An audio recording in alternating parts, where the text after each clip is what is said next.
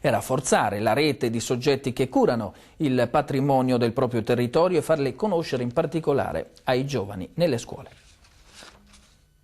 Un sistema che mette in rete tutti i siti dell'UNESCO del Veneto indirizzato ai ragazzi delle scuole, un'iniziativa della Regione Veneto che ha portato ad un tavolo di coordinamento dei vari patrimoni. E queste realtà la Regione ha cercato da diversi anni ormai di valorizzarle e di favorirle quanto possibile. Già nel 2006 ha creato un tavolo di coordinamento dei siti UNESCO del Veneto, proprio con l'obiettivo di offrire uno spazio di incontro, di confronto, di scambio anche di idee, di opinioni.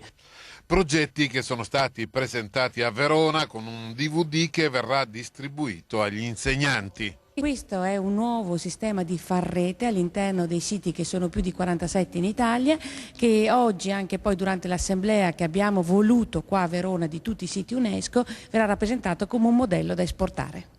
Il centro storico di Verona, considerato come evoluzione di un impianto urbanistico, le ville palladiane distribuite su tutto il Veneto, Venezia e la sua laguna con l'immenso patrimonio culturale e paesaggistico, l'orto botanico di Padova con innumerevoli specie vegetali.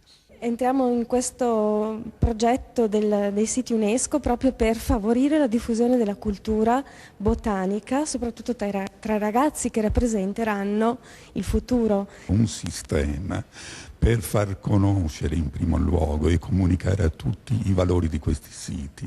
Si parla molto dei vari siti iscritti nella lista del patrimonio mondiale, ma i valori stessi per cui sono stati iscritti spesso non si conoscono.